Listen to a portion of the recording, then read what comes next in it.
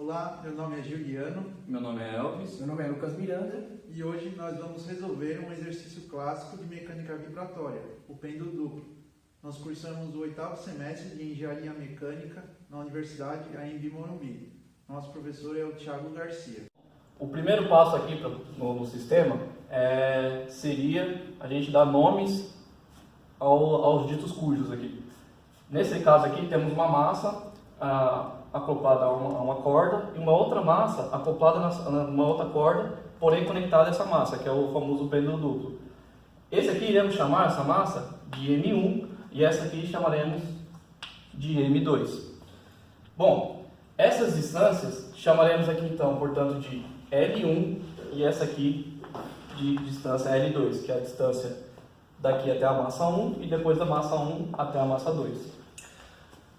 Depois disso, iremos determinar que aqui será a nossa linha de centro. Correto?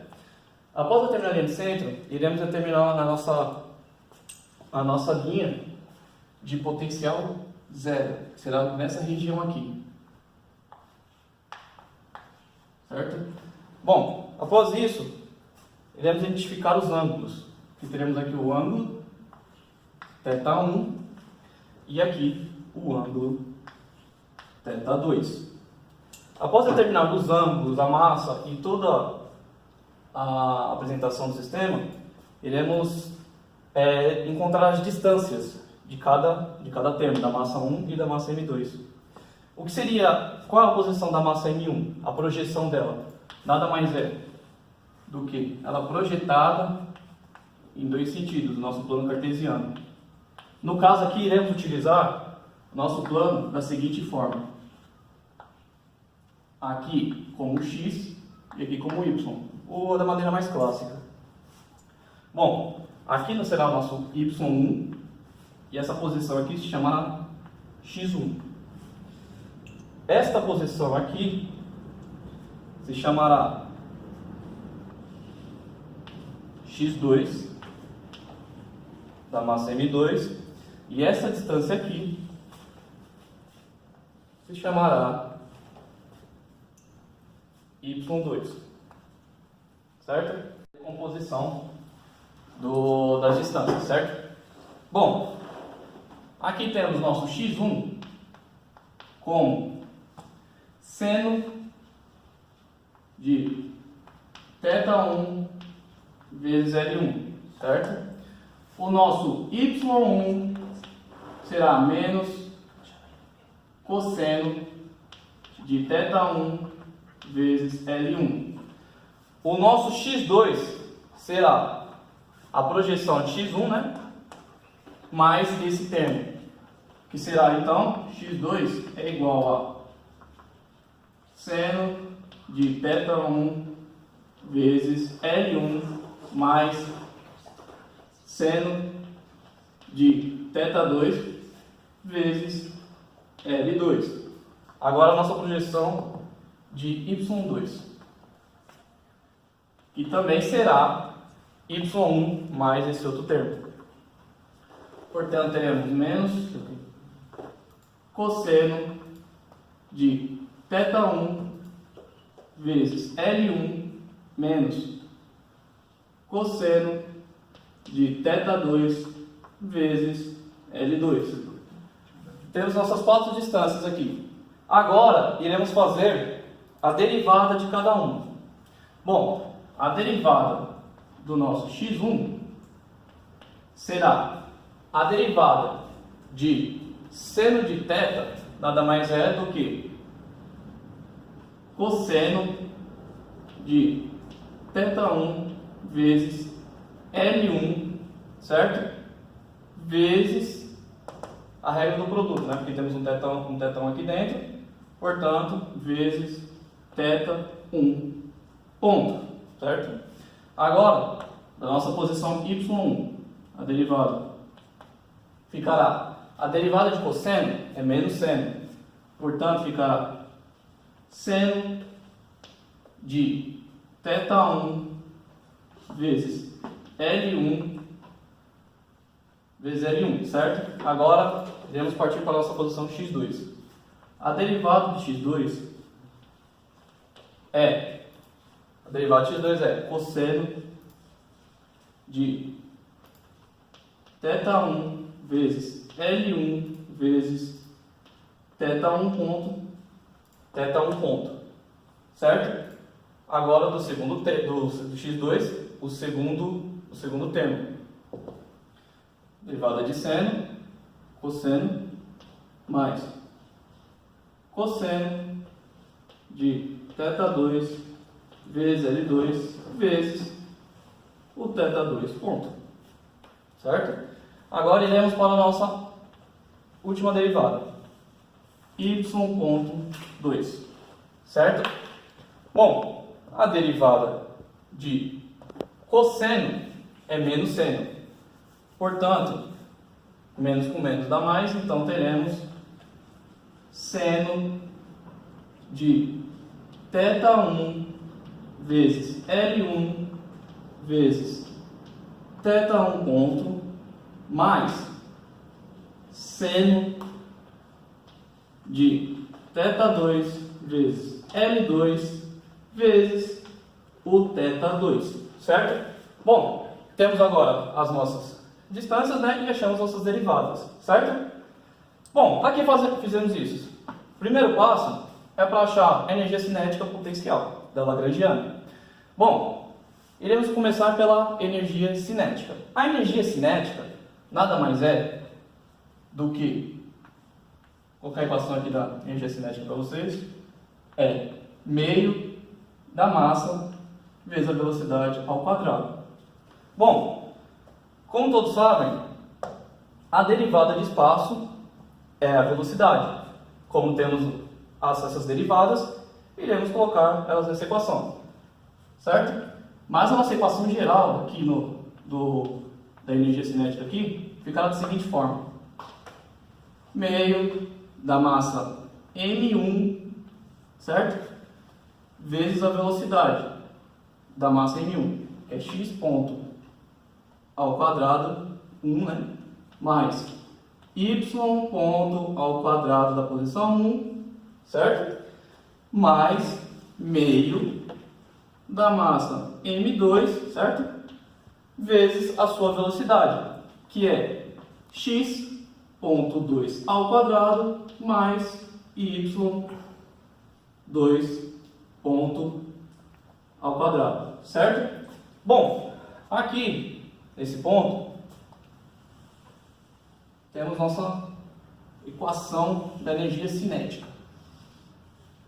Agora iremos substituir os nossos termos, né, que achamos aqui, na nossa equação da energia cinética. Bom, conforme nosso amigo Elvis disse, nós temos a equação da energia cinética já definida. Agora nós vamos começar a simplificá-la. Nós temos dois termos e eu vou começar pelo primeiro termo. Então, eu primeiro escrevo aqui T igual a meio de M1, abre parênteses.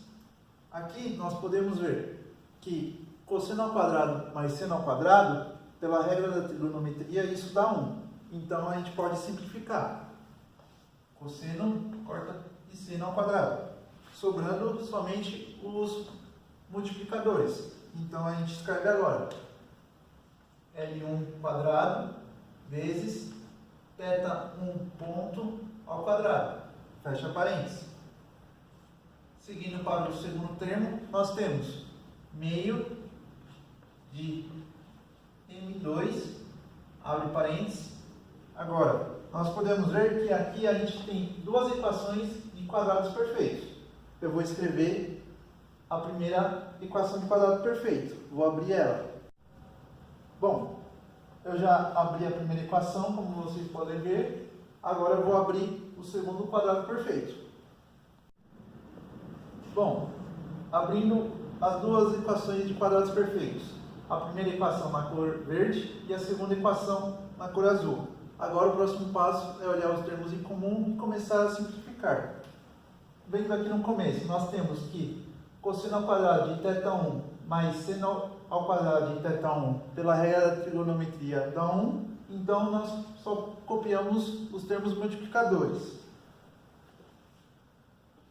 L1 ao quadrado de θ1 ponto ao quadrado, mais, vindo aqui para o final das equações, nós temos também que cosseno ao quadrado de θ2 mais seno ao quadrado de θ2 dá 1, só copia também os termos multiplicadores, que é L2 θ2 ponto ao quadrado, os dois termos.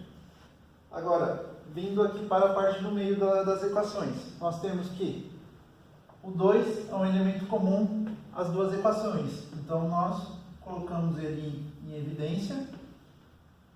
Temos também que o L1 θ1 ponto é comum, então multiplica aqui, assim como o L2 θ ponto 2.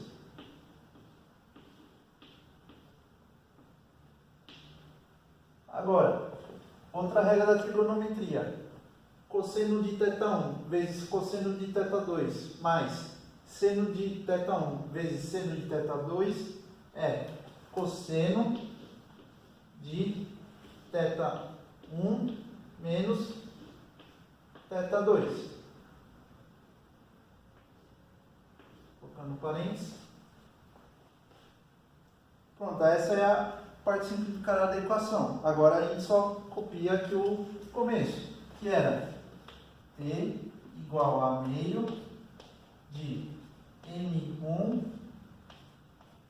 L1 ao quadrado, θ1 ponto ao quadrado, fecha parênteses, mais meio de m2 vezes a equação simplificada. Feito isso, essa é a equação final, porque não temos mais termos a simplificar. Então, t igual a meio de m1 L1 quadrado θ1 ao quadrado ponto, fecha parênteses, mais meio de m2 L1 θ1 ponto quadrado mais 2 L1 θ ponto 1 ao quadrado aqui também. E agora nós vamos definir a equação da energia potencial para o nosso pêndulo. Então, a nossa equação se baseia na equação de mgh. Para o primeiro pêndulo, M1 vezes G, o nosso H. Olhando aqui para o desenho, é o nosso Y1, que é menos cosseno de θ1 vezes L1. Então, menos cosseno de θ1 vezes L1. Fechando parênteses, somando com a energia do segundo pêndulo, que também é do tipo MGH. Então, M2G, o nosso Y2. É tudo isso. Então, é do tipo menos cosseno de θ1 vezes L1, menos cosseno de θ1 L1, menos cosseno de θ2 L2. Fecha parênteses. Essa equação ainda a gente consegue melhorar, escrevendo ela. Menos mg cosseno de φ1. Filho da puta que pariu. A gente ainda consegue melhorar essa equação. Então, fica V igual a menos M1G, abre parênteses, cosseno de θ1 vezes L1, menos M2 vezes G,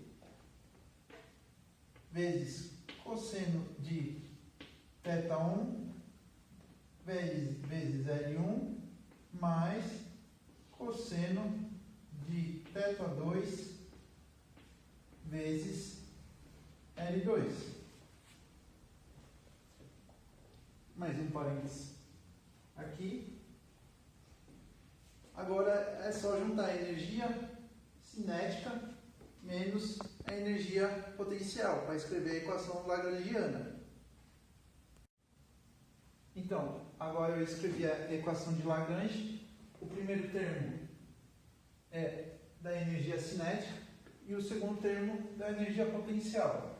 Vocês se lembram que aqui tinha um sinal negativo, só que com o menos da equação geral ele acaba se tornando positivo. E agora a gente vai seguir com as derivadas dessa equação.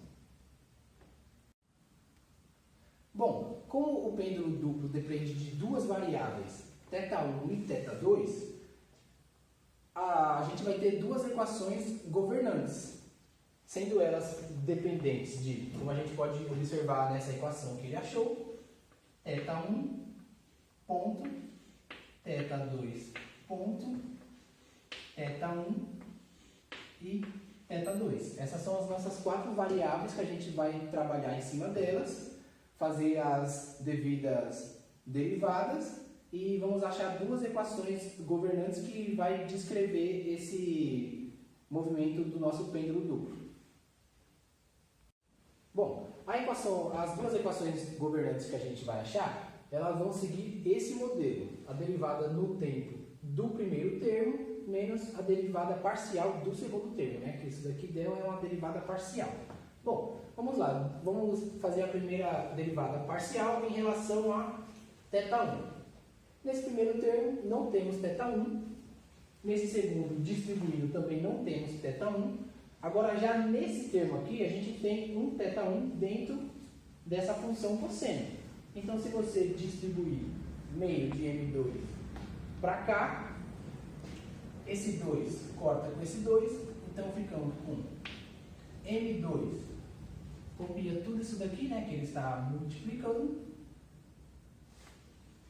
L1, θ1, L2, θ2, derivada de cosseno menos seno, então adicionamos aqui o sinal de menos seno de θ1 menos θ2. Aqui também ia ter uma regra da cadeia, mas se você tirar esse termo para fora, θ2 é constante, some, θ1, derivada de θ1 em relação a θ1 é zero. Bom, agora vamos para esse segundo termo aqui, temos θ1 aqui e aqui. Esse termo aqui vai ficar menos, derivada de cosseno menos seno, M1G seno de θ1 vezes L1 menos M2G seno de θ1 vezes L1. Esse último termo aqui não tem θ1, então ele é constante e não entra na equação. Então aqui a gente já tem a primeira derivada em relação a θ1. Se quiser fazer algumas simplificações, pode, mas é perfumaria. Bom, agora vamos fazer a segunda derivada parcial em relação a θ1 ponto. Se a gente observar aqui nesse primeiro termo, temos θ1 ponto, pela regra do tombo, a gente tomba esse 2 aqui, corta com esse 2 e sobra para a gente M1 L1 quadrado θ1 mais, nesse segundo termo, distribui, esse 2 corta com esse 2 na hora que ele cair, vamos ficar com L2 L1 quadrado θ1 mais, se a gente observar, esse termo aqui também tem θ1, a gente distribui aqui, né, para cá também, esse 2 corta com esse 2, então vai sobrar apenas M2 L1 derivada de θ1 ponto em relação a θ1 ponto é zero, então ele some L2 θ2 ponto cosseno de θ1 menos θ2. Aqui também não temos o θ1 ponto, é uma constante. Aqui também não temos θ1 ponto. Aqui também não temos θ1 ponto. Todos esses termos são constantes e a nossa derivada fica isso aqui em relação a θ1 ponto. Bom, agora a gente vai derivar essa equação que a gente encontrou em relação ao tempo, né? Bom, θ1 ponto em relação ao tempo, a gente vai ficar com m1L1 ao quadrado, θ1 dois pontos, mais m2 L1 quadrado, θ1 dois pontos. Agora, nesse termo aqui, a gente tem que tomar um pouco de cuidado nesse termo, porque aqui, ó, tirando esses termos aqui que são constantes, a gente tem uma regra do produto aqui. Então, eu vou tirar esses termos para fora primeiro, para não complicar. Aí eu vou ficar com M2, L1, L2, vezes. Como aqui a gente tem uma regra do produto, né? Como é que é a regra? Derivada do primeiro vezes o segundo, mais a derivada do segundo vezes o primeiro, né? Então, vamos lá. A derivada do primeiro vezes o segundo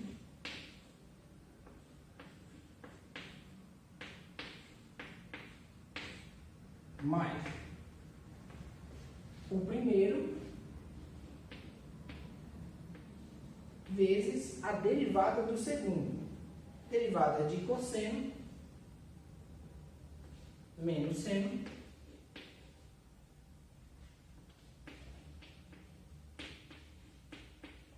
como é a derivada do tempo, a gente tem que derivar esse termo que está dentro também, né? Pela regra da cadeia. Então, esse termo sai para fora dessa maneira, θ1 ponto menos θ2 pontos. Esse sinal de menos aqui a gente pode pôr ele aqui fora, né? Multiplicando todo mundo.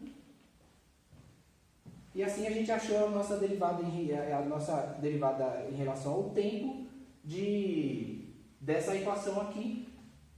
E agora a gente só precisa juntar essa equação menos essa aqui, a gente já vai ter a primeira equação governante desse sistema em relação a θ1.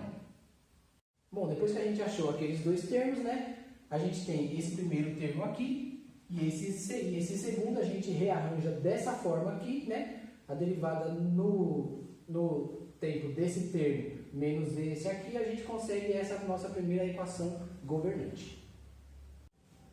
Bom, agora para achar a segunda equação governante do nosso sistema, em relação a θ2 ponto, a gente vai fazer o mesmo procedimento que a gente fez para θ1 ponto, né? Vamos começar aqui pela derivada de θ2. Esse primeiro termo, se a gente observa, não temos θ2. Esse segundo termo também não, só que nesse, quando a gente distribui, a gente tem um θ2 dentro desse cosseno. Então, a gente tem que derivar ele. Esse 2 corta com esse meio, a gente vai ficar com M2, copia o resto, né? L1, θ1 ponto, L2, θ2 pontos, vezes derivada de cosseno menos seno. Seno, a gente já colocou menos aqui na frente. θ1 menos θ2. Aqui vai aquele mesmo caso, né? Se a gente for tirar esse termo de dentro para fazer a regra da cadeia, esse θ1 some e esse θ2 também, né? Porque a derivada de θ2 em relação a θ2 é zero. Bom, aqui a gente não tem θ2, se distribuir, temos θ2 pontos, elevado ao quadrado. Aqui também não temos θ2. Aqui nesse termo também não, só que aqui a gente tem, né? Se a gente distribuir M2G para cá, a gente tem θ2 aqui dentro, né? Então vamos lá. Vai ficar menos, porque a derivada de cosseno é menos seno, menos M2G seno de θ2 vezes L2. E aqui a gente tem a nossa primeira derivada em relação a θ2. Bom, agora vamos para a segunda derivada em relação a θ2 ponto. A gente gente olhar esse primeiro termo, não temos θ 2 ponto, nesse segundo termo não temos θ 2 ponto, mas nesse segundo termo aqui, a gente tem. Vai ser o mesmo procedimento, né? Esse 2 corta com esse meio, vamos ficar com M2, copio o resto, né? L1, θ1 ponto, L2. Esse θ2 ponto, quando a gente derivar ele vai a zero, né? Derivada de θ2 ponto em relação a θ2 ponto, zero. Cosseno de θ1 menos θ2. Só que a gente também tem θ2 ponto aqui. Vamos distribuir esse meio de M2 com esse outro termo aqui. Esse 2 corta com esse meio. Vamos ficar com mais M2, L2 quadrado, θ ponto 2. E aqui a gente ainda precisa ver aqui, né, nesses dois termos aqui. Como a gente pode ver, não temos θ2 ponto aqui, nem θ2 ponto aqui, nem θ2 ponto aqui. Então a nossa equação, a nossa derivada em relação a θ2 pontos se resume nisso aqui. Bom, agora por último, para finalizar, a gente vai derivar essa equação em relação ao tempo, né? Vamos seguir o mesmo procedimento da outra que a gente fez. Temos esses termos aqui como sendo constantes, né? Vamos tirar ele para fora. L1, L2. E aqui a gente vai ficar com θ1 ponto cosseno de θ1 menos θ2, que vai cair numa regra do produto, né? Como a gente já tinha feito, derivada do primeiro, θ1, 2 pontos, vezes o segundo,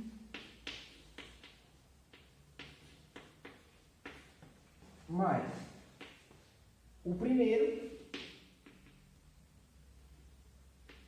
θ1 ponto, vezes a derivada do segundo. A derivada do segundo a gente vai obter seno, né? A derivada de cosseno é menos seno, então a gente já troca esse sinal aqui. Menos seno, θ1 menos θ2. Pela regra da cadeia também, a gente tira esses dois aqui de dentro e deriva eles primeiro.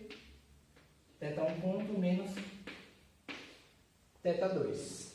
E assim a gente termina a nossa derivada em relação ao tempo dessa equação. Agora a gente só precisa juntar essa parte menos essa parte que a gente acha a nossa segunda governante do sistema. Bom, né, após a gente achar as duas derivadas parciais, né, da nossa lagrangiana, a gente encontra esse primeiro termo menos aquele segundo termo que a gente achou, mas como tem esse menos aqui, né, o outro termo era menos, fica tudo mais. E essa é a segunda equação governante do pêndulo duplo, né? Com as duas equações, agora a gente consegue descrever como ele se movimenta através do tempo.